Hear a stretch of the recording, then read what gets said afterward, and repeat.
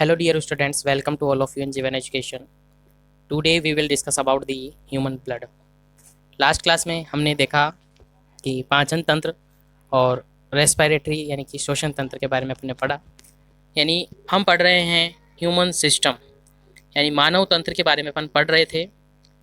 और सभी competitive exams और राजस्थान बोर्ड, सेंट्रल बोर्ड के अंदर ये काफ़ी इंपॉर्टेंट टॉपिक्स हैं, तो इसको अपन कम्प्लीटली पढ़ रहे हैं। और उसके अंदर अपन ने इसके दो सेशन हैं जो कि ले लिए हैं। फर्स्ट सेशन के अंदर अपन ने डिस्कस किया था डाइजेस्टिव सिस्टम, पाचन तंत्र। सेकंड सेशन में अपन ने डिस्कस किया था श्वसन तंत्र यानी रेस्पिरेटरी सिस्टम। और आज इस सेशन में अपन डिस्कस करेंगे सर्कुलेटरी सिस्टम यानी परिसंचरण तंत्र। और उस परिसंचरण तंत्र के बारे में अपन आज की क्लास में बिल्कुल डिटेल से पढ़ेंगे कि इसके अंदर कौन कौन से पार्ट हैं इंक्लूड है, किस तरीके से अपनी पूरी बॉडी में एक सर्कुलेशन प्रोसेस होती हैं, कौन कौन से ऑर्गन इसके अंदर इन्वॉल्वमेंट होते हैं, वो अपन इसके अंदर डिस्कस करेंगे। तो एक बार डिस्कस करते हैं और डिस्कस करने के साथ ही चलते हैं अपन अपने उन टॉपिक्स पर जिनको आज अपन पढ़ने वाले हैं।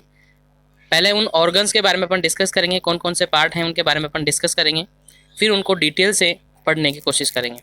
तो चलिए स्टार्ट करते हैं। और स्टार्ट करने के साथ ही वीडियो को ज़्यादा से ज़्यादा लोगों तक शेयर करें, लाइक करें, और नए विजिट कर रहे हो चैनल पर, चैनल को सब्सक्राइब करके बेल आइकन को प्रेस कर लें, ताकि आगे जो भी ऐसे ही इम्पोर्टेंट टॉपिक्स आपके लिए मैं बनाऊं तो उनको आप देख पाए, और ऐसे ही कुछ लेटेस्ट अपडेट्स जो मैं देता रहता हूं उसका नोटिफिकेशन आप तक पहुंच सके और आप उनको विजिट कर सकें।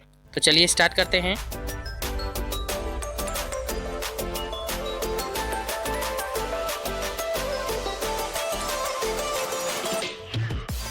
तो इस लेक्चर में हम डिस्कस करेंगे ह्यूमन सर्कुलेटरी सिस्टम यानी मानव परिसंचरण तंत्र के बारे में। हम इसके बारे में कम्प्लीटली डिस्कस करेंगे, पूरा डिटेल से पढ़ने की कोशिश करेंगे, कौन कौन से अंग इसके अंदर इन्वॉल्व हैं, किसके अंदर क्या है, किसका क्या रोल है सर्कुलेटरी सिस्टम में, सारा पढ़ेंगे। तो चलिए स्टार्ट करते हैं। और स्टार्ट करने के साथ ही सबसे फर्स्ट वन ये आपको दिख रहे होंगे, जैसा कि उम्मीद कर रहे होंगे आप कि जैसे कि हर टॉपिक्स अपन पढ़ रहे हैं पहले उसके कुछ डायग्राम्स अपन देख रहे हैं, तो मैंने सोचा आपको एक डायग्राम तो एटलीस्ट दे ही दूँ। तो ये डायग्राम आप देख सकते होंगे, ये आपके ब्लड सेल्स हैं यानी कि रक्त कोशिकाएं हैं जो आप देख पा रहे होंगे। आरबीसी नाम आपने सुना होगा, उनको इस तरीके से आप देख सकते हैं। तो ये ब्लड कोशिका है, आप अच्छी तरीके से देख सकते हैं। और अब स्टार्ट करते हैं मेन पार्ट इसका। तो सबसे फर्स्ट वन अपन बात कर रहे हैं परिसंचरण तंत्र के बारे में। तो लिखा क्या है आप आसानी से देख पा रहे होंगे, मानव संवहन तंत्र के प्रमुख अवयव यानी मानव के अंदर जो परिसंचरण तंत्र हैं उनके प्रमुख अंग कौन कौन से हैं आप अच्छी तरीके से देख पा रहे होंगे। देखिए सबसे फर्स्ट वन जो मेजर पार्ट होता है, मोस्ट इम्पोर्टेंट जो पार्ट होता है परिसंचरण तंत्र का या सर्कुलेटरी सिस्टम का, दैट इज हार्ट। हृदय जो है वो मोस्ट इम्पोर्टेंट अंग है, मोस्ट इम्पोर्टेंट ऑर्गन है सर्कुलेटरी सिस्टम का।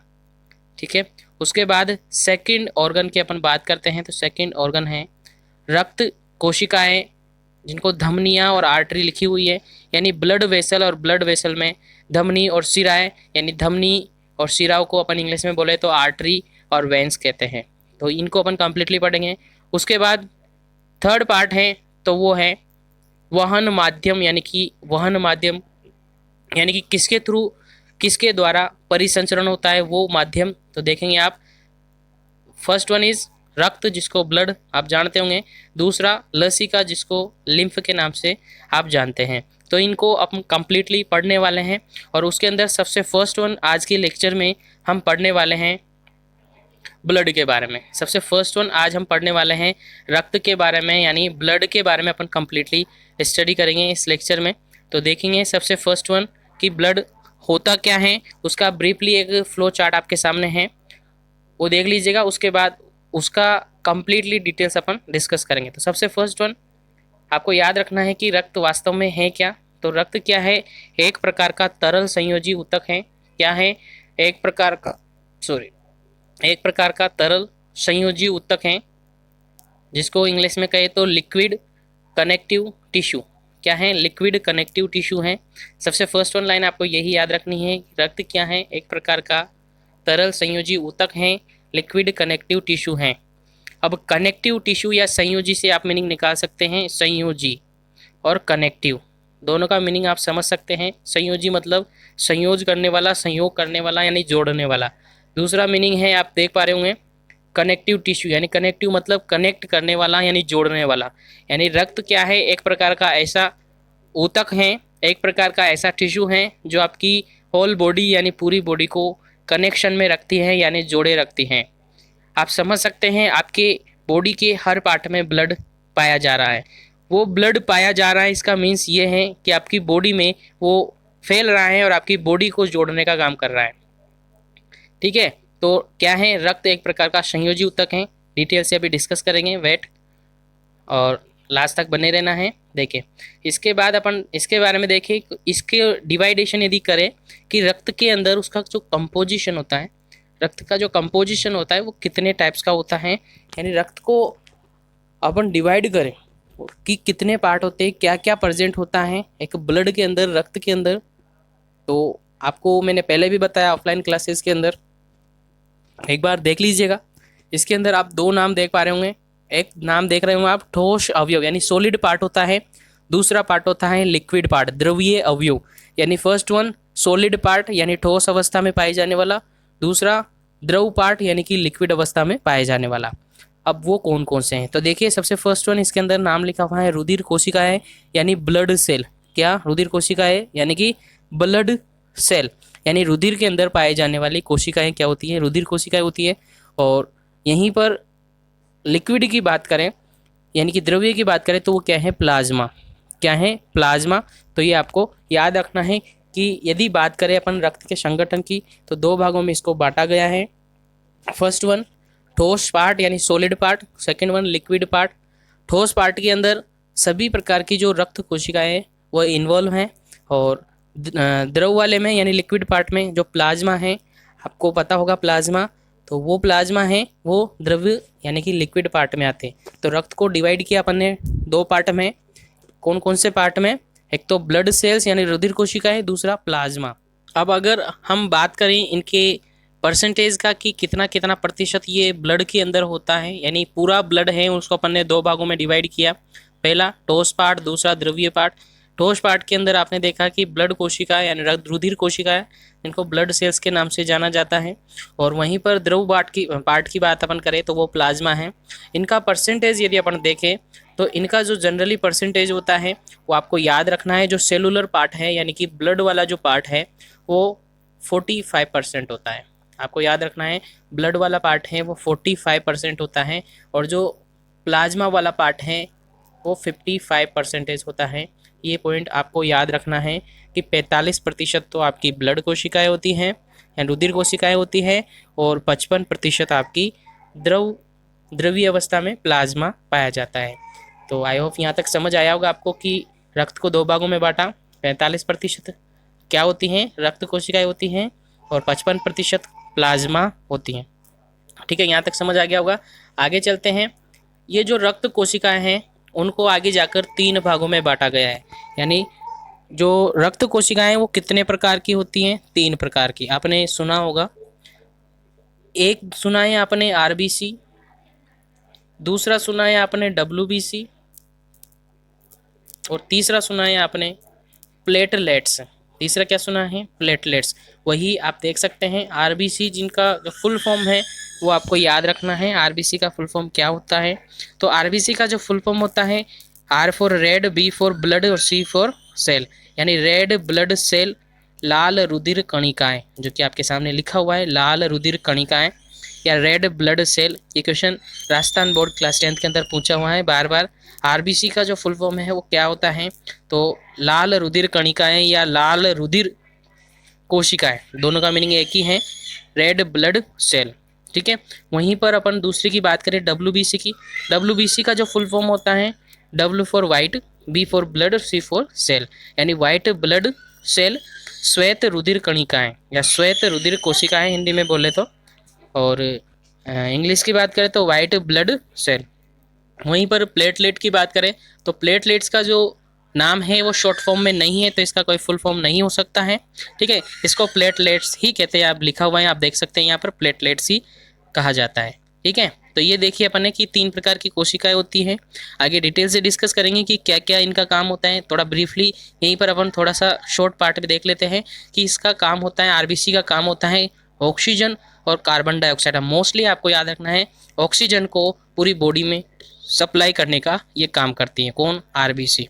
क्यों? क्योंकि आरबीसी के अंदर एक प्रकार का वर्णक पाया जाता है, पिगमेंट पाया जाता है, और वो होता है हीमोग्लोबिन, जिसको एचबी से शॉर्ट फॉर्म में लिखते हैं, और आपको याद रखना है।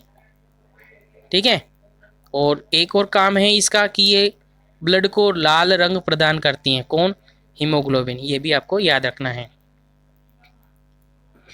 वहीं दूसरी की बात करें अपन डब्ल्यूबीसी की, श्वेत रुधिर कणिका की, तो ये शरीर को रोगाणु मुक्त करती है, यानी इन्फेक्शन से बचाने का काम करती है। शरीर को रोग मुक्त करने में सहायक करती हैं, यानी इन्फेक्शन से बचाने का काम करती हैं डब्ल्यूबीसी। ठीक है, उसके बाद अपन बात करें थर्ड की, प्लेटलेट्स की, तो इसके बारे में आप जानते होंगे। रक्त का थक्का बनाने में ये सहायता करती हैं, यानी रक्त का थक्का बनाने में सहायता करने वाली ब्लड कोशिका कौन सी? प्लेटलेट्स। ठीक है, तो समझ आ गए होंगे तीनों सेल्स के बारे में, तीनों कोशिकाओं के बारे में, जो कि रक्त कोशिकाएं, तीनों के बारे में आपको अच्छी तरीके से समझ आ गया होगा।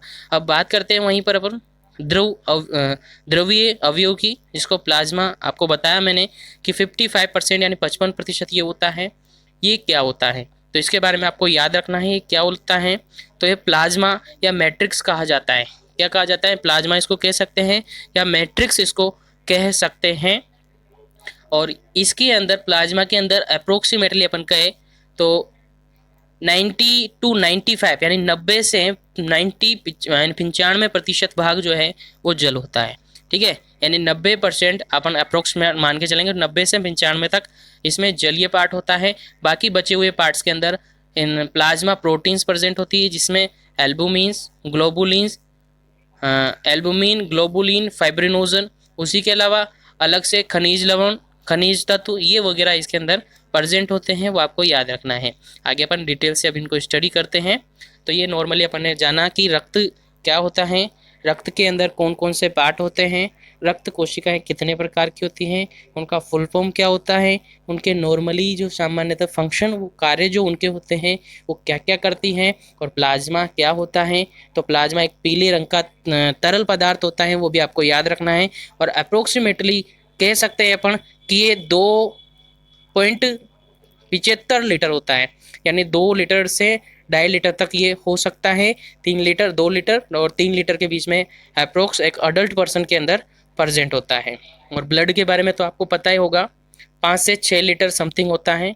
नॉर्मली कहते हैं कि 5.5 लीटर तक ये होता है। अभी डिफरेंट अपन बात करेंगे फीमेल के अंदर और मेल के अंदर।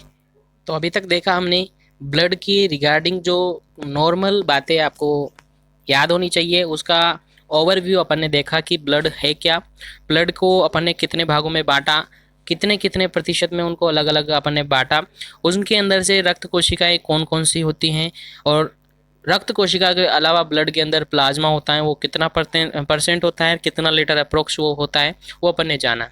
अब इनके बारे में अपन डिटेल से देखेंगे। वो तो देखा अपन ने, एक ओवरव्यू लिया है रक्त के रिगार्डिंग। अब रक्त के बारे में एक ओवरव्यू लिया है, यानी कि सुपरफिशियली ऊपर ऊपर से देखा है कि ये होता है। अब डिटेल से अपन डिस्कस करते हैं कि आखिर रक्त है क्या, और कौन कौन सी कोशिका इसके अंदर पाई जाती हैं, और उनका मेन क्या क्या काम है। ठीक है, तो चलिए देखते हैं। तो सबसे फर्स्ट वन अपन देखते हैं रक्त के बारे में। तो आप देख सकते हैं यहाँ पर रक्त के बारे में क्या क्या है। देखिए, रक्त एक प्रकार का तरल संयोजी ऊतक है, ये आपको याद रखना है, मैंने पहले भी बताया। ठीक है, एक प्रकार का क्या है, तरल संयोजी ऊतक है, यानी लिक्विड कनेक्टिव टिश्यू हैं, जो मानव वो अन्य पशुओं में आवश्यक पोषक तत्वों और ऑक्सीजन को कोशिकाओं में तथा कोशिकाओं में उपापचयी अपशिष्ट पदार्थों यानी मेटाबॉलिक जो वेस्ट बनता है उसको, और कार्बन डाइऑक्साइड को परिवहन करता है। यानी समझ आ गया होगा आपको, रक्त एक प्रकार का तरल संयोजी ऊतक है, जो कि मानव में हो या अन्य कोई भी पशुओं के अंदर हो, क्या काम करता है, जो भी उनके अंदर पोषक तत्वों की आवश्यकता होती है, ऑक्सीजन की आवश्यकता होती है, उनको शरीर में पहुंचाने का काम करता है, यानी वहां पर पहुंचाता है, पूरे शरीर में पहुंचाने का काम करता है, परिवहन का काम करता है। और शरीर के अंदर बनने वाला जो अपशिष्ट पदार्थ है, जो उपापचयी क्रिया होती हैं, मेटाबॉलिक जो प्रोसेस होती हैं, उनके रिजल्टेंट जो वेस्ट प्रोडक्ट बनता है, लाइक कार्बन डाइऑक्साइड अपन ने लास्ट चैप्टर के अंदर बात की थी, ऑक्सीजन अपन लेते हैं, कार्बन डाइऑक्साइड बनती हैं, उन सबको शरीर से बाहर निकालना, यानी कि वेस्ट प्रोडक्ट को शरीर से बाहर निकालना, और जो भी पोषक तत्व हैं, ऑक्सीजन है, उनको शरीर में परिवहन करना, इसका मेन काम होता है। किसका? रक्त का। रक्त एक प्रकार का तरल संयोजी ऊतक है, और ये पोषक तत्व जो आवश्यक होते हैं, ऑक्सीजन होती है, उनको शरीर में पहुंचाने का काम करता है। और कोशिकाओं में जो भी अपशिष्ट पदार्थ बनते हैं, उनको शरीर में परिवहन करवाकर बॉडी से बाहर निकालने का काम करता है। ठीक है, तो ये हुआ रक्त के बारे में। आगे बात करें तो आप देख सकते हैं, यह एक क्षारीय तरल है, यानी कि यह क्या होता है, एक हल्का सा क्षारीय। अम्ल और क्षार के बारे में अपन ने डिटेल से डिस्कस किया। ऑफलाइन क्लासेस में अपन ने काफ़ी अच्छी तरीके से इसको समझने की कोशिश की थी, और पूरे चैप्टर को अपन ने बहुत ही ईजिली समझने की कोशिश की अलग अलग ट्रिक की सहायता से। तो अम्ल और क्षार के बारे में अपन पढ़ चुके हैं। तो क्षार का मीनिंग आप सबको पता होगा, ऐसा कोई सा भी पदार्थ जिसका पीएच वैल्यू, जिसका पीएच मान कितना हो, 7 से ज़्यादा हो। ठीक है, यानी कि यदि पीएच मान 7 से कम है, यदि पीएच मान, आपने एक स्केल की बात की थी अपन ने, एक स्केल था जिसको पीएच स्केल अपन ने बोला था, और सोरेंसन नामक साइंटिस्ट ने इनको सबसे पहले इस जो पीएच स्केल है उसके बारे में बताया था। तो उन्होंने कहा था कि एक सिंपल सा स्केल होता है जिसमें 0 से लेकर 14 तक गिनती यानी काउंटिंग नंबरिंग होती है, जिसमें 7 जो पॉइंट है बीच वाला मिड पॉइंट वो उदासीन होता है यानी न्यूट्रल पॉइंट होता है। 7 से कम जितने भी पीएच वैल्यू होती है वो अम्लीय होती है, 7 से ज़्यादा जितनी भी होती है वो क्षारीय होती है। तो अपन ने वहाँ डिस्कस किया था, ज़्यादा इसके बारे में डिटेल से नहीं जाएंगे। अभी अपन पढ़ रहे हैं ब्लड, और ब्लड के बारे में कहा है कि हल्का सा क्षारीय पदार्थ होता है जिसका पीएच मान कितना होता है, 7.4 होता है। और पूरा यदि आप याद रखना चाहे तो 7.35 से लेकर 7.45 होता है, यानी समझ गए, 7.34 से लेकर 7.45 होता है, यानी 7.35 से 7.45। और इनका एवरेज यदि अपन निकालते हैं तो वो निकल कर आता है 7.4। यानी एक सिंगल ऑप्शन यदि कहीं मिला है आपको ऑब्जेक्टिव्स में तो 7.4 मिल सकता है, अगर नहीं मिला है तो इस रेंज में आपको मानना है। और नॉर्मली आपसे बोर्ड एग्जाम्स में पूछा जाता है तब भी आपका आंसर यही होना चाहिए कि 7.35 यानी 7.35 से 7.45 इसका राइट आंसर है। और एवरेज में यदि बात करें तो 7.4 इसका आंसर लिख सकते हैं।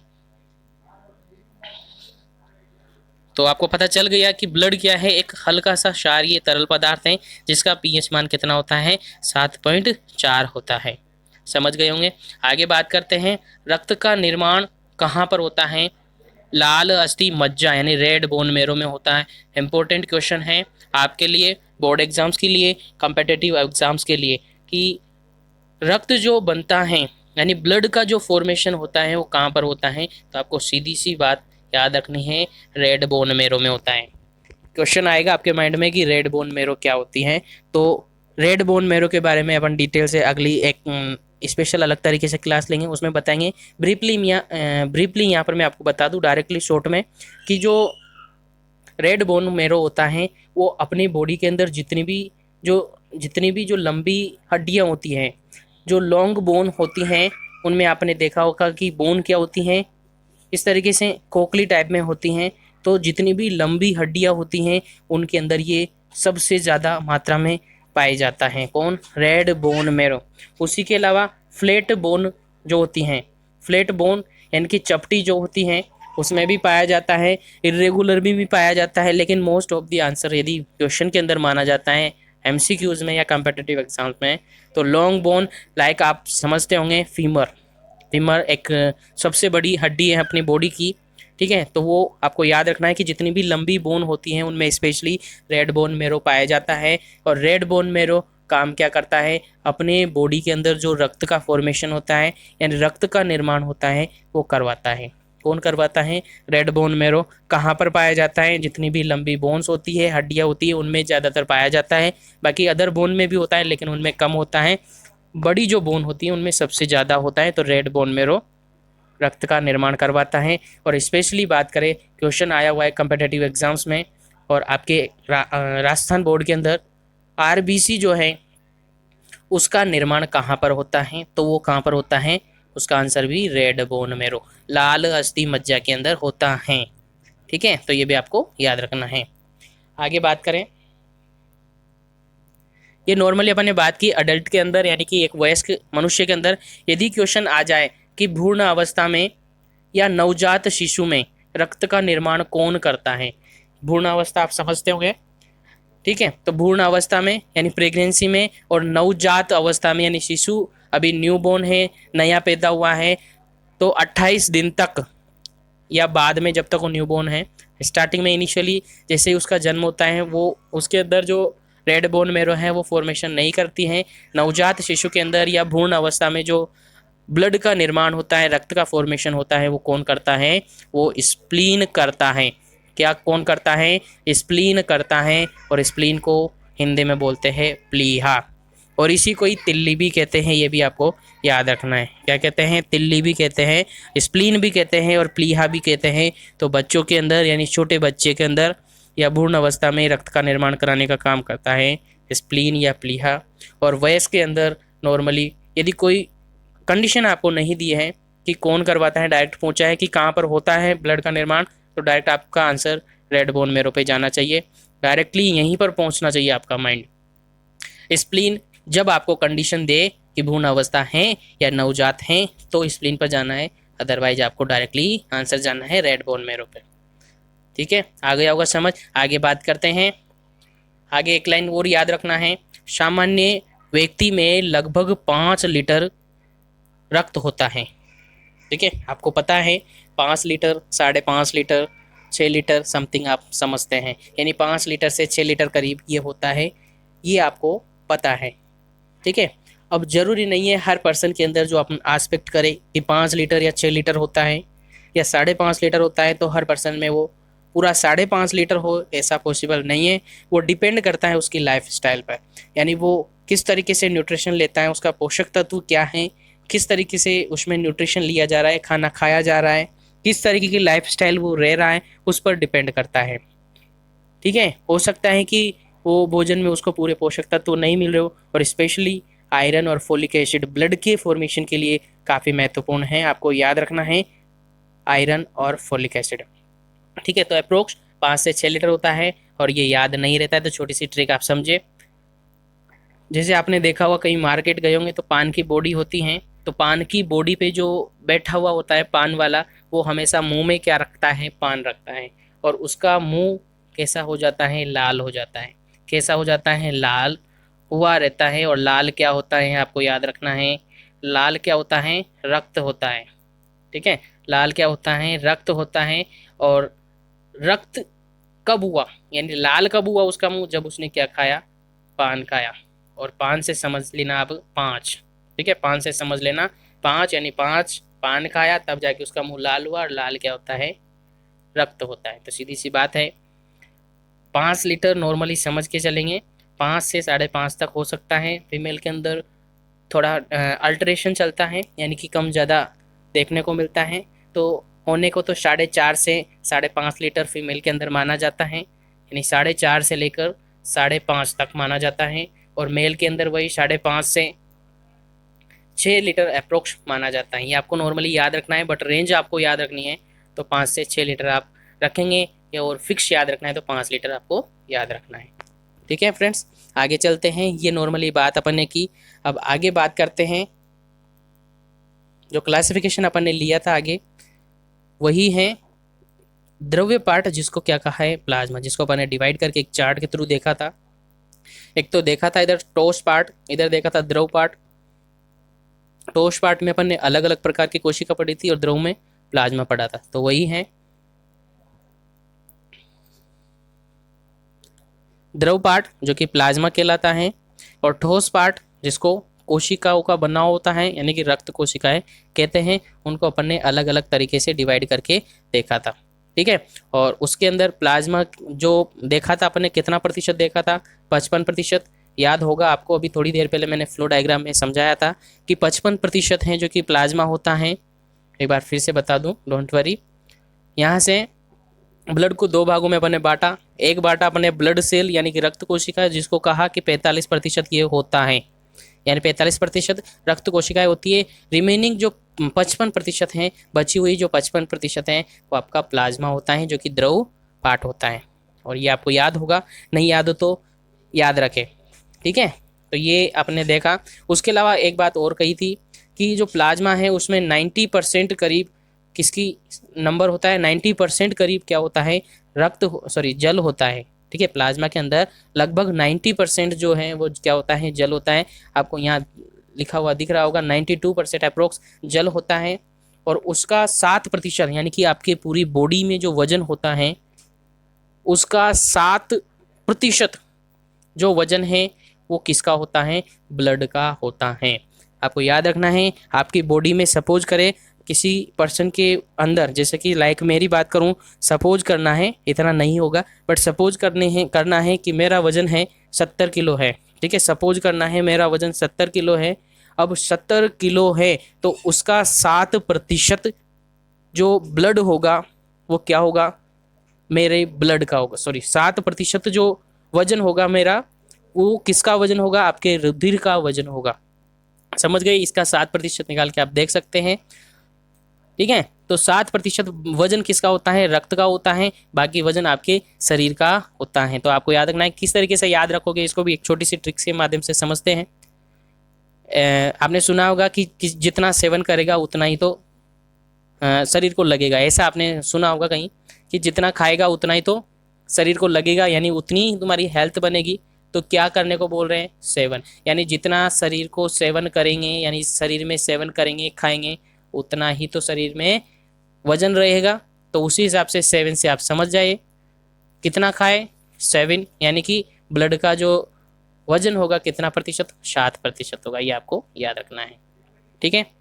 उसके बाद आगे अपन डिस्कस करेंगे प्लाज्मा के बारे में। अपन ने देखा कि एक पीले रंग का पदार्थ होता है, ठीक है, और इसमें 90% करीब जल होता है, और कार्बनिक और अकार्बनिक पदार्थ इसके अंदर पाए जाते हैं, जैसे कि प्लाज्मा प्रोटीन्स हैं, ठीक है।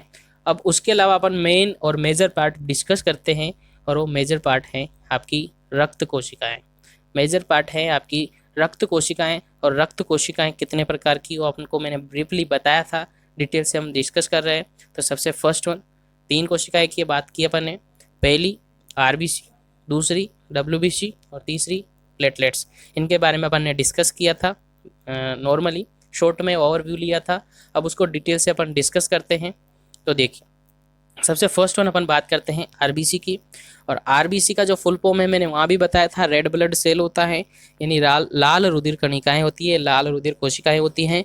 ये कुल रक्त की लगभग 99% कोशिकाएं होती है, यानी कि आपके ब्लड के अंदर जितनी कोशिकाएं हैं उसका लगभग 99% जो है वो कौन सी कोशिकाएं होती हैं, आरबीसी होती हैं। रिमेनिंग 1% यानी 1% में आपकी डब्ल्यूबीसी और प्लेटलेट्स होती हैं।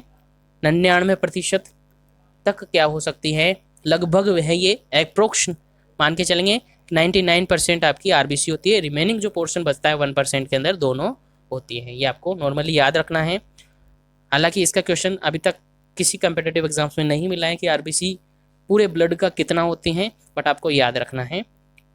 आगे देखेंगे तो आगे देख सकते हैं, इन कोशिकाओं में हीमोग्लोबिन नामक एक प्रोटीन्स पाई जाती हैं। कौन सी प्रोटीन्स पाई जाती है आरबीसी के अंदर, ये आपको याद रखना है। तो हीमोग्लोबिन नामक एक प्रकार की है प्रोटीन है जो कि पाई जाती है। क्या पाई जाती है, एक प्रकार की प्रोटीन है जो कि पाई जाती है। ये आपको याद रखना है, कौन सी प्रोटीन पाई जाती है, हीमोग्लोबिन पाई जाती है। और हीमोग्लोबिन को शॉर्ट में अपन लिखे तो एच भी लिखते हैं, एच कैपिटल बी स्मॉल में लिखते हैं। तो हीमोग्लोबिन प्रोटीन पाई जाती हैं। और हीमोग्लोबिन प्रोटीन्स आगे देखिए, हीमोग्लोबिन के कारण ही रक्त का रंग है लाल होता है। तो आपसे क्वेश्चन पूछा जा सकता है, रक्त का रंग लाल क्यों होता है, तो उसका रीज़न यही है, आपके शरीर के अंदर, आपकी ब्लड के अंदर, आरबीसी के अंदर क्या पाई जा रही है, हीमोग्लोबिन एक प्रकार की प्रोटीन है जो कि पाई जा रही है। और उसी के कारण से क्या हो रहा है, रक्त का जो रंग है वो लाल होता है। याद रखिए। आगे चलते अपन बात करते हैं कि ये आरबीसी क्या होती है। तो आरबीसी के अंदर देखिए आप, ये कोशिकाएं केंद्र विहीन होती हैं, यानी जैसे कि सपोज करिए ये कोई कोशिका है, तो आपने पढ़ा है कोशिका के बारे में कि कोई कोशिका है, उसके केंद्र बिंदु पर एक छोटा सा केंद्र होता है, मतलब सेंटर पॉइंट पर या इसके बीचों बीच एक छोटा सा केंद्र होता है, छोटा सा पॉइंट होता है जहाँ पर इसका पूरा द्रव्यमान प्रेजेंट होता है। वो आपने पढ़ा होगा, अलग अलग मॉडल्स आपने पढ़े हैं। तो कोई भी कोशिका है उसके अंदर केंद्र है जो कि होता है, लेकिन ये जो कोशिका है आरबीसी, वो एक प्रकार की केंद्रक विहीन कोशिका, यानी इसमें केंद्रक नहीं पाया जाता है, ये भी आपको याद रखना है। उसके अलावा आपको याद रखना है कि इसकी औसत आयु कितनी होती है, यानी कितने टाइम तक ये रह सकती है, उसके बाद इसके साथ क्या होता है। तो आपको नॉर्मली याद रखना है इसका जो जीवन काल है, आरबीसी का जो जीवन काल है वो 120 दिन है। कितना है? आरबीसी का जीवन काल है वो 120 दिन है। 120 दिन के बाद ये ऑटोमेटिकली डिस्ट्रॉय हो जाती हैं, यानी मर जाती हैं, और उसके बाद नई कोशिकाएं बनती हैं। कहाँ से बनती हैं? वही रेड बोन मेरो से। क्वेश्चन यहाँ से आपको पूछा जा सकता है कि ये जो मरती हैं तो इनका कब्रिस्तान कहाँ है, आरबीसी का जो कब्रिस्तान है वो कहाँ है। तो वो भी क्वेश्चन आपसे एग्जाम में पूछा हुआ है। आरबीसी का कब्रिस्तान किसको कहा जाता है? तो आरबीसी का कब्रिस्तान है स्प्लीन को कहा जाता है, जो कि थोड़ी देर पहले मैंने आपको बताया था। आरबीसी, ठीक है, आरबीसी का कब्रिस्तान स्प्लीन को कहा जाता है, और स्प्लीन को ही हिंदी में कहते हैं प्लीहा, और इसी को ही हिंदी में कहते हैं तिल्ली। तो कन्फ्यूजन नहीं होना है, स्प्लीन को आरबीसी का कब्रिस्तान कहा जाता है। और स्प्लीन अभी थोड़ी देर पहले आया था अपने पास, तो इसमें क्वेश्चन इस तरीके से था कि नवजात और गर्भावस्था में जो शिशु के अंदर रक्त का निर्माण करती हैं वो कौन करती हैं? स्प्लीन, यानी स्प्लीन के द्वारा होता है रक्त का निर्माण। लेकिन वही क्वेश्चन जब वयस्क अवस्था की बात करें तो आरबीसी का जो कब्रिस्तान माना जाता है किसको माना जाता है? स्प्लीन को, यानी प्लीहा को। यानी प्लीहा में आकर आरबीसी ऑटोमेटिकली डिस्ट्रॉय हो जाती है, यानी नष्ट हो जाती है। ठीक है, कब हो जाती हैं? पूरे 120 दिन के बाद, यानी 120 दिन तक नॉर्मली कोई कोशिका जीवित रह सकती है आरबीसी वाली, बाकी ये ऑटोमेटिकली डिस्ट्रॉय हो जाती है। जैसे ह्यूमन के अंदर बात करें, अपन मनुष्य के अंदर माना जा रहा है कि 100 वर्ष तक जीवित रह सकता है, बट ऐसा नहीं होता है। कोई भी सिचुएशन आजकल तो 30, 40, 50 एवरेज मान के चलते हैं, ठीक है, 60 चल जाते हैं, 70, 80, लेकिन 100 तक जाते जाते, और 100 तक आजकल कम ही दिखाई देता है। तो नॉर्मली आपको याद रखना है 120 दिन आरबीसी का जीवन काल होता है। ठीक है फ्रेंड्स, तो ये आपको याद रखना है। उसके बाद आरबीसी के रिगार्डिंग कुछ पॉइंट्स हैं जो कि आपको याद रखना है। आरबीसी की जो संख्या होती है वो कितनी होती है वो भी आपको याद रखना है। तो आरबीसी की जो संख्या होती है वो 3.5 से लेकर 6.5 मिलियन पर mm क्यूब होती हैं, यानी 3.5 से लेकर 6.5 ml, सॉरी 3.5 से लेकर 6.5 मिलियन, ठीक है, मिलियन जानते हो ना आप, मिलियन पर mm क्यूब होती हैं, ये आपको याद रखना है। हालांकि अभी तक एग्जाम में पूछा नहीं है ये क्वेश्चन, बट आपको नॉर्मली याद रखना है 3.5 से लेकर 6.5 मिलियन पर mm क्यूब, यानी क्यूब स्क्वायर होती है। आप समझ के चलना या याद रखना है, नोट आउट कर लीजिएगा अपनी नोटबुक के अंदर। ठीक है फ्रेंड्स, आगे बात करते हैं अपन नेक्स्ट इसी के रिगार्डिंग। तो मोस्ट कॉमन जो रक्त कोशिकाएं होती है वो कौन सी होती है? Most common blood cell is RBC. Most common blood cell is RBC, याद रखना है। और यदि इसकी साइज की यदि अपन बात करें, इसकी साइज कितनी होती है तो वो भी आपको याद रखना है, 7.2 माइक्रोन होती है। कितना होता है? 7.2 माइक्रोन होता है। अब माइक्रोन मीन्स क्या है वो आपको ऑफलाइन क्लासेस में आपको मैं समझा देंगे, ठीक है, ऑफलाइन क्लासेस में आपको पता चल जाएगा, मैं आपको इजीली समझा दूंगा माइक्रोन क्या होता है। फिर भी आप ब्रीफली देखें तो माइक्रोन का मीनिंग होता है 10⁻⁻6 मीटर, ये होता है। इसका एक्चुअल मीनिंग अपन अलग क्लासेस में देखेंगे, क्योंकि ये क्लास बड़ी हो सकती है यदि ऐसे छोटे छोटे टॉपिक्स को अपन पूरा डिस्कस करेंगे तो, ठीक है। तो यहाँ तक आपको याद रखना है। उसके बाद अपन बात करते हैं नेक्स्ट ब्लड कोशिका के बारे में, नेक्स्ट रुधिर कोशिका के बारे में। तो वो रुधिर कोशिका आपके सामने है WBC। WBC को कहा जाता है वाइट ब्लड सेल, यानी श्वेत रक्त कोशिका, और ये फुल फॉर्म आपको याद रखनी है। और साथ ही एक क्वेश्चन और मैं आपको बताना भूल गया, जो लाल रुधिर कोशिका हैं यानी आरबीसी हैं, उनका एक अन्य नाम और होता है, एक अदर नेम और होता है, और वो अदर नेम होता है, आपको याद रखना है, इरिथ्रोसाइट। क्या होता है? इरिथ्रोसाइट। क्या होता है? इरिथ्रोसाइट। आपको याद रखना है, भूलना नहीं है। आरबीसी का जो अदर नेम होता है वो क्या होता है? इरिथ्रोसाइट होता है। भूलना नहीं है, क्वेश्चन पूछा हुआ है। आरबीसी का अदर नेम है एरिथ्रोसाइट। अभी ट्रिक में बताऊंगा, इसको लास्ट तक देखना है इनको पहले, फिर सबके एक साथ में ट्रिक बता दूंगा किसको किस तरीके से आपको याद रखना है। सबकी ट्रिक आपके पास आ जाएगी, जब तक के लिए बने रहना है। देखिए आगे नेक्स्ट अपन बात कर रहे थे डब्ल्यूबीसी की, तो आरबीसी की अपन ने बात की, डब्ल्यूबीसी की बात करेंगे अब। आरबीसी के बाद डब्ल्यूबीसी, यानी डब्ल्यूबीसी का full form white blood cell, और हिंदी में कहे तो श्वेत रक्त कोशिकाएं। और इन्हीं का उसी के तरीके से अदर नेम यदि अपन बात करें तो इसका जो अदर नेम है वो होता है ल्यूकोसाइट। क्या होता है? ल्यूकोसाइट। ठीक है, हिंदी में लिख सकते हैं आप ल्यूकोसाइट। ठीक है, तो याद रखना है ये आरबीसी के बाद डब्ल्यूबीसी का अन्य नाम है ल्यूकोसाइट, याद रखना है। ट्रिक आपको बता दूंगा मैं, लास्ट तक देखना है। उसके बाद देखिए ये प्रतिरक्षा प्रदान करती हैं, यानी स्टार्टिंग में मैंने आपको बताया था कि आरबीसी का जो काम है वो इन्फेक्शन से बचाने का काम करती हैं, यानी हमें रोगों से बचाने का काम करती हैं, यानी रोगों से लड़ने की जो क्षमता होती है प्रतिरक्षा। डिटेल से अपन ने डिस्कस किया है इसके बारे में, और नहीं किया तो अपन डिस्कस कर लेंगे, डोंट वरी, ऑफलाइन क्लासेस में भी आपको बता दिया जाएगा। ठीक है, तो इस तरीके से आपने देखा कि ये काम क्या करती हैं, तो प्रतिरक्षा प्रदान करती हैं, करने का काम करती है, इन्फेक्शन या संक्रमण से बचाने का काम करती है। तो क्वेश्चन यहाँ से पूछा हुआ है आरबीसी का कार्य क्या होता है, या फिर क्वेश्चन इस तरीके से पूछा हुआ है कि हमें संक्रमण से बचाने के लिए कौन सी कोशिका जिम्मेदार है, यानी कौन सी कोशिका हमें संक्रमण से बचाने का काम करती हैं। तो याद रखा डब्ल्यूबीसी। कौन सी कोशिका? डब्ल्यूबीसी। ठीक है, याद रखना है। आगे चलिए बात करते हैं, यह रेड बोन मेरो में इसका निर्माण होता है। जैसे आरबीसी का निर्माण रेड बोन मेरो में होता है, वैसे इसका निर्माण भी वही होता है। इसको ल्यूकोसाइट कहते हैं, ये मैंने आपको बता दिया। इस कोशिका में हीमोग्लोबिन उपस्थित नहीं होती है। ध्यान रहे, हीमोग्लोबिन केवल आरबीसी के अंदर ही उपस्थित होती हैं, इसके अंदर नहीं होती हैं। आरबीसी लाल रंग की होती हैं, जबकि ये कैसी होती हैं? जबकि ये कैसी होती हैं? रंगहीन होती है। क्यों? क्योंकि इसके अंदर हीमोग्लोबिन नहीं है, क्योंकि इसके अंदर हीमोग्लोबिन नहीं है, और हीमोग्लोबिन नहीं है तो इसका रंग कैसा है? रंगहीन है, यानी इसमें कोई भी लाल रंग नहीं है। उसके बाद आगे बात करें, इसीलिए क्या कहा जाता है इसको? श्वेत रुधिर कोशिकाएं कहा जाता है। क्यों कहा जाए श्वेत? श्वेत यानी कि सफेद क्यों है ये? क्योंकि इसके अंदर कोई रंग नहीं है। क्यों रंग नहीं है? क्योंकि इसके अंदर हीमोग्लोबिन नहीं है। ठीक है, आगे चले। ये कोशिकाएं आगे जाकर दो भागों में बांटी जाती हैं, यानी ये कोशिकाएं दो प्रकार की होती हैं। फर्स्ट वन देखें अपन, ग्रेनुलोसाइट होती हैं। सेकंड वन कहें तो ए ग्रेनुलोसाइट होती हैं। ठीक है, यानी बात करें तो इनको दो भागों में बांटा। First one granulocyte, second one agranulocyte. Granulocyte मतलब कणिकाएं होती है, यानी कि ऐसी कोशिकाएं जिनके चारों तरफ कुछ कणिकाएं लगी रहती हैं, यानी कणिकाएं पाई जाती हैं। और ए ग्रेनुलोसाइट इसमें कोई कणिकाएं नहीं पाई जाती हैं।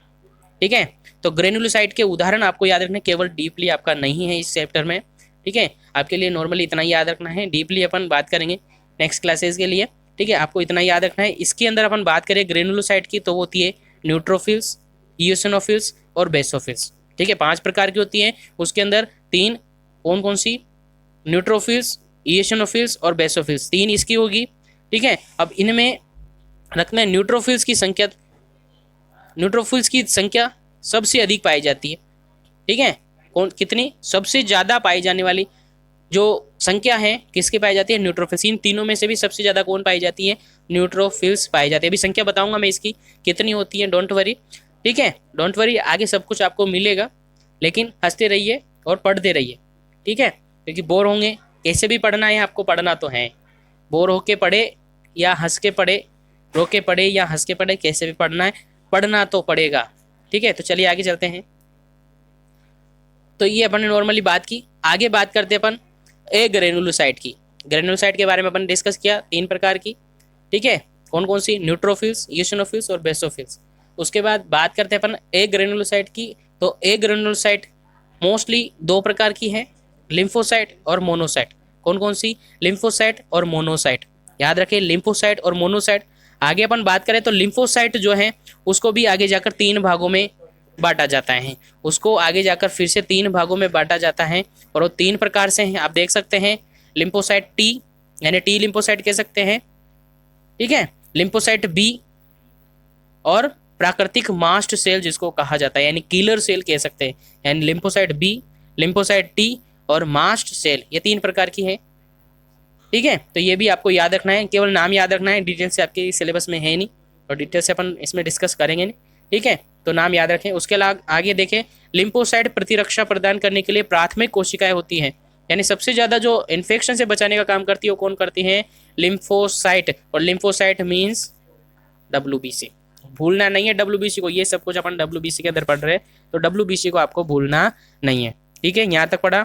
आगे चलते हैं, मोनोसाइट। मोनोसाइट का काम क्या होता है? ये मैक्रोफेजेस का काम करती है। मैक्रोफेजेस का काम मतलब ये जो भी वेस्ट हैं या आपके लिए हानिकारक होते हैं उनको खाने का काम करती है। मैक्रोफेजेस एक तरीके खाने का काम करती है, देख सकते हैं आप। मोनोसाइट परिपक्व हो यानी मैक्रोफेज कोशिका के रूप में होती है, यानी कि जैसे ही मोनोसाइट है परिपक्व होती है, मैच्योर होती है, तो ये किसके रूप में बन जाती हैं?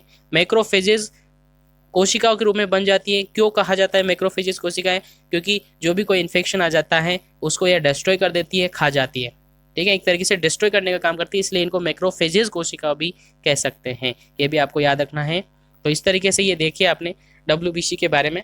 और WBC की संख्या आपको बता देता हूँ मैं। इसकी जो संख्या होती है वो 4000 से लेकर 11000 तक होती है। कितनी होती है WBC की संख्या? 4000 से लेकर 11000 इसकी संख्या होती है। और उसमें भी एक ग्रेनुलोसाइट और ग्रेनुलोसाइट अपन ने डिवाइड किए, उनके अंदर भी 3 कोशिकाएं हैं, ग्रेनुलोसाइट के अंदर है, दो कोशिकाएं एक ग्रेनुलोसाइट के अंदर है। ठीक है, वो अपन ने नाम देखे डिटेल से। तो इस तरीके से अपन ने बात की WBC के बारे में।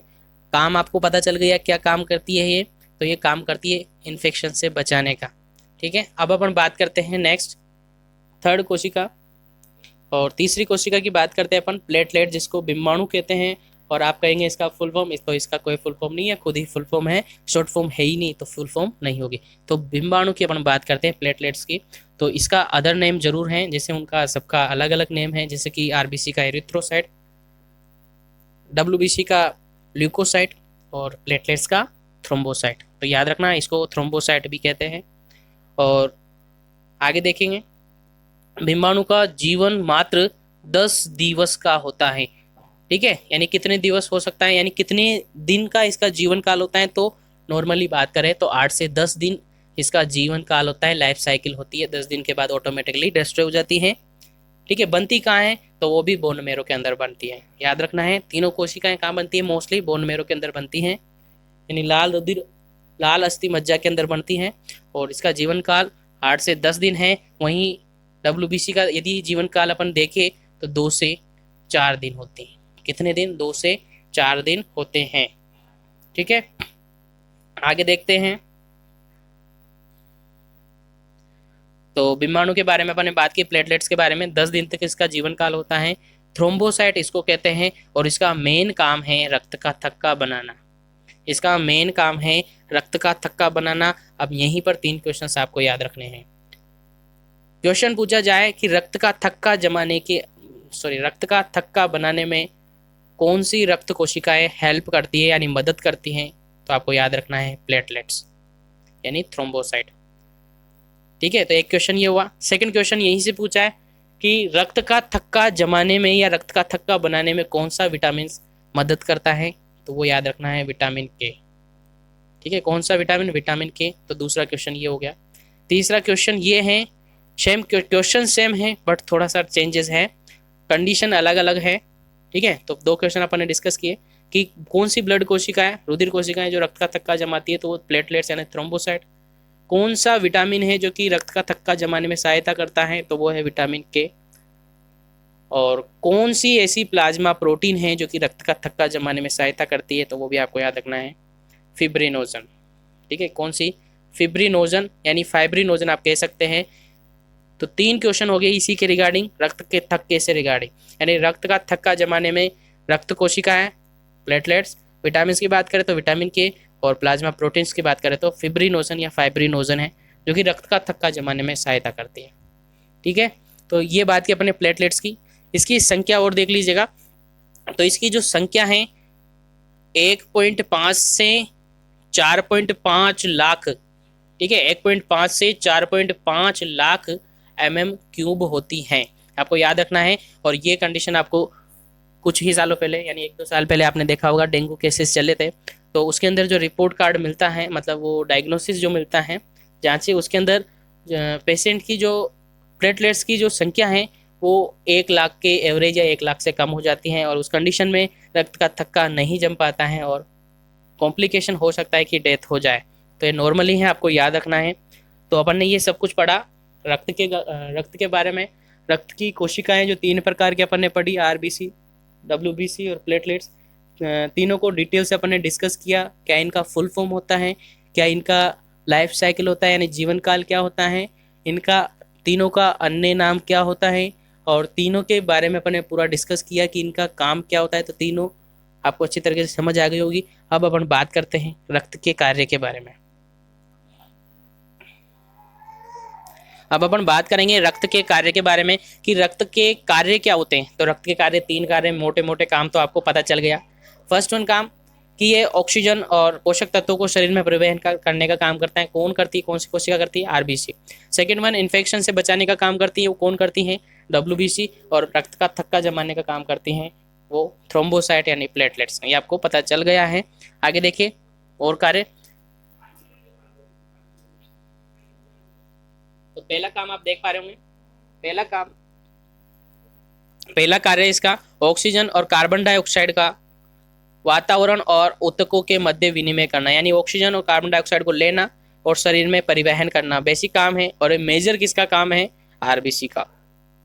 उसके बाद सेकंड जो काम है वो क्या है, पोषक तत्वों का शरीर में विभिन्न स्थानों पर परिवहन करना, यानी पोषक तत्व शरीर में आए, शरीर में आपने ग्रहण किए, ग्रहण करने के बाद वो अपने आप शरीर में कैसे पहुंचेंगे, जहां पर उसकी जरूरत है वहां पर कैसे पहुंचेंगे। तो वो काम कौन करता है, रक्त करता है। क्योंकि अपन ने पढ़ा है कि रक्त क्या एक प्रकार का तरल संयोजी ऊतक है, कनेक्टिव टिश्यू है, तो ये भी इसका मेन काम है। उसके अलावा पीएच को बनाए रखने में, यानी पीएच अपन ने देखा कि हल्का क्षारीय है, तो पीएच को नियंत्रण करने का काम भी रक्त करता है। उसके अलावा नेक्स्ट काम है चौथा, तो शरीर का जो तापमान है, यानी शरीर के तापमान को भी ताप नियंत्रण का कार्य करता है, यानी तापमान को भी नियंत्रण करने का काम ये करता है। उसके बाद आगे देखें, उसके बाद अपन आगे देखते हैं तो क्या काम होता है, प्रतिरक्षा यानी संक्रमण से बचाने का काम करता है, और ये कौन करता है, डब्ल्यूबीसी, आपको पता है।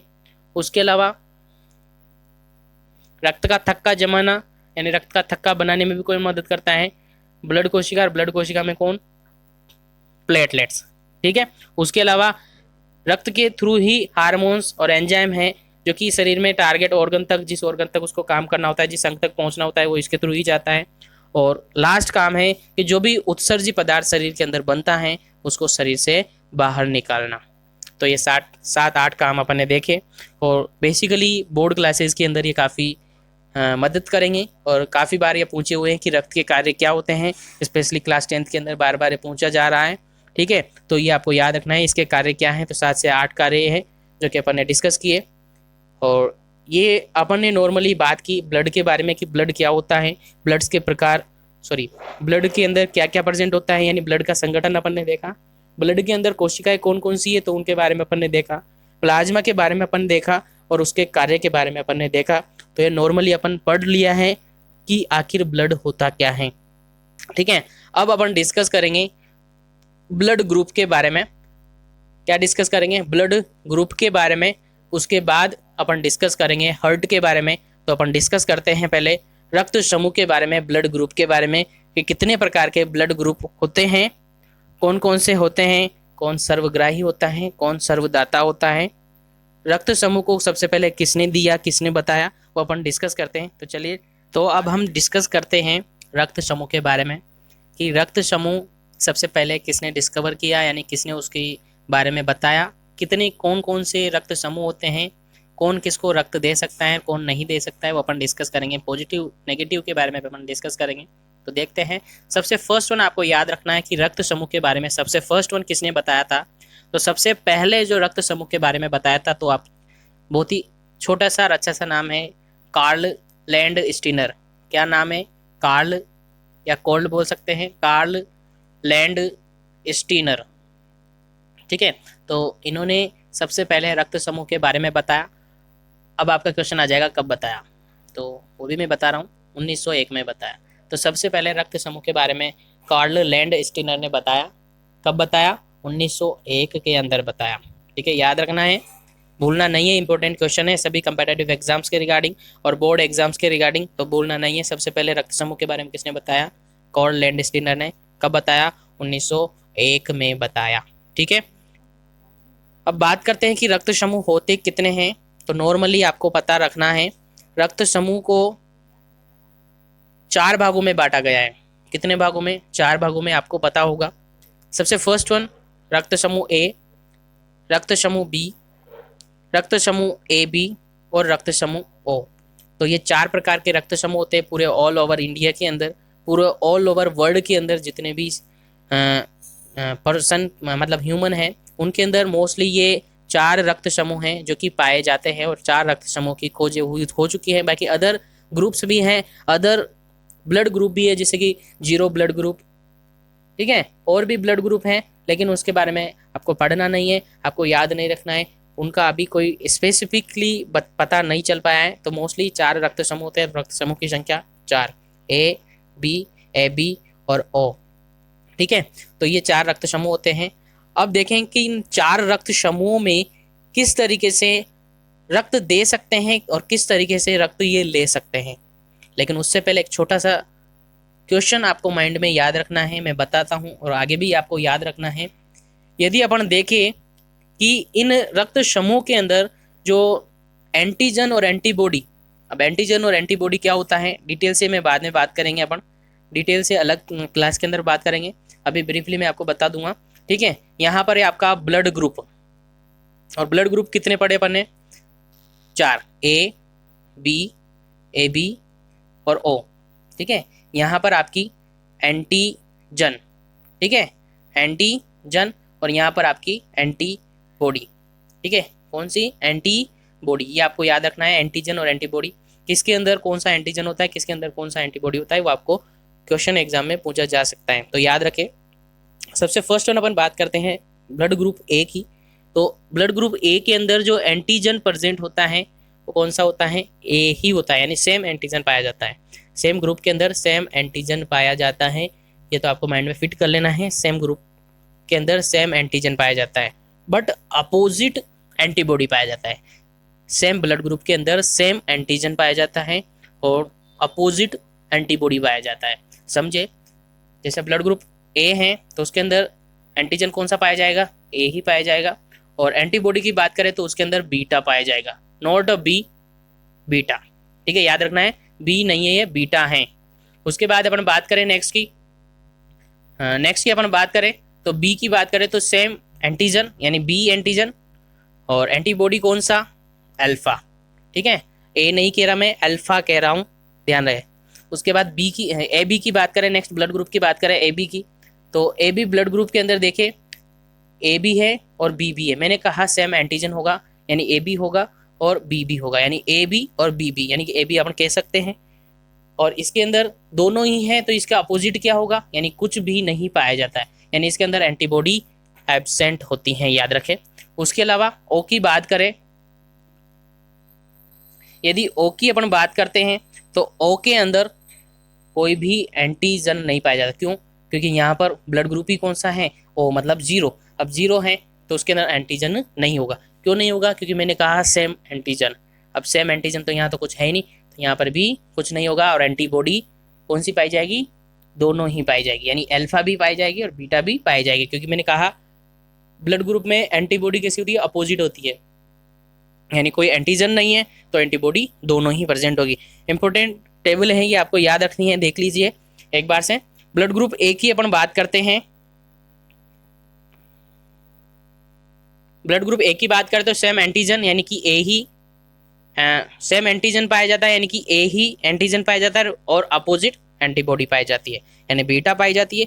बी ब्लड ग्रुप की बात करें तो सेम एंटीजन पाया जाएगा और अपोजिट यानी अल्फा एंटीबॉडी पाई जाएगी। वहीं पर ए बी की बात करिए तो सेम एंटीजन यानी ए बी ही पाई जाएगा, ए और बी दोनों ही पाई जाएगा, इसमें कुछ भी नहीं पाया जाएगा क्योंकि दोनों यहाँ पर आ गए। तो यहाँ पर आ गए तो अपोजिट में कुछ नहीं मिलेगा। और ओ की बात करें तो ओ है यानी जीरो है, अब जीरो है तो एंटीजन भी जीरो रहेगा और एंटीबॉडी अल्फा और बीटा दोनों ही पाया जाएगा। याद रखना है, नोट कर लीजिएगा अपनी नोटबुक के अंदर, काफ़ी इंपॉर्टेंट है। और एमसीक्यूज कम्पिटिटिव एग्जाम्स में भी पूछा हुआ है और आपके बोर्ड एग्जाम्स में भी ये पूछे हुए हैं कि किस ब्लड ग्रुप के अंदर कौन सा एंटीजन और कौन सा एंटीबॉडी पाया जाता है। तो आई होप समझ आ गया हो यहाँ तक। अब उसके बाद अपन लास्ट बात करते हैं आज के लेक्चर की।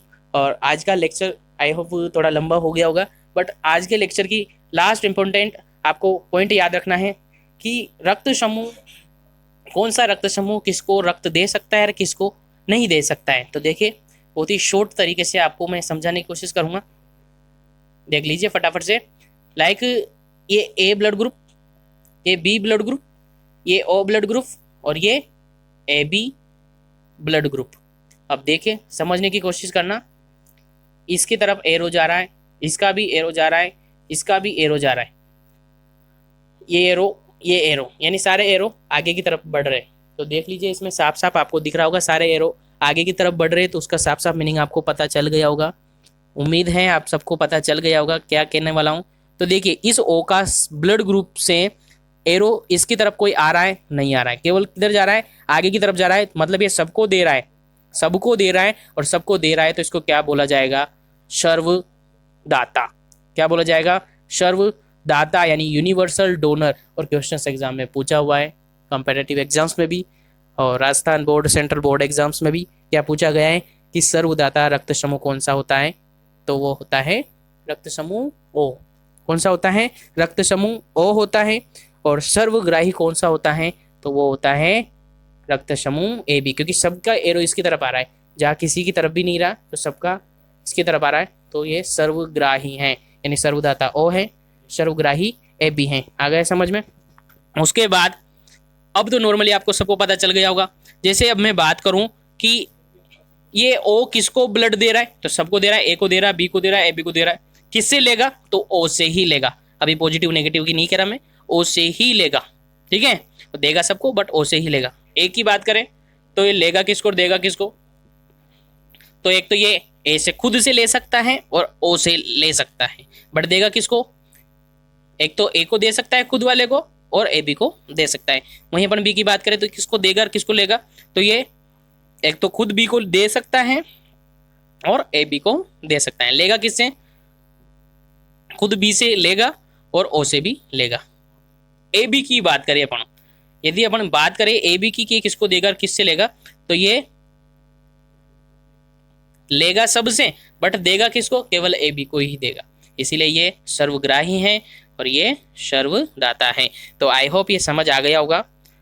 और इसके जो रिमेनिंग पार्ट बचे हुए हैं वो अपन नेक्स्ट क्लास में डिस्कस करेंगे। आज की क्लास काफ़ी लंबी हो चुकी है, तो बाकी अपन नेक्स्ट क्लास में डिस्कस करेंगे। तो आप सबको समझ आया होगा, उम्मीद करता हूँ मैं इस तरीके से कि आप सबने क्लास को अच्छी तरीके से कंसंट्रेशन के साथ याद किया होगा। इसके रिगार्डिंग जो भी कोई क्वेश्चंस हैं कमेंट सेक्शन में कमेंट कर दीजिएगा, आपको बता दूंगा। और इसके रिगार्डिंग जो भी इंफॉर्मेशन बची हैं, जो भी मैटर्स बचा हुआ है, उसको अपन नेक्स्ट क्लास में डिस्कस करेंगे। आज की क्लास को यहीं पर फिनिश करते हैं, मिलते हैं अपन नेक्स्ट क्लास के अंदर। Thank you very much for joining, wish you all the best, thank you very much, have a nice day, thank you very much.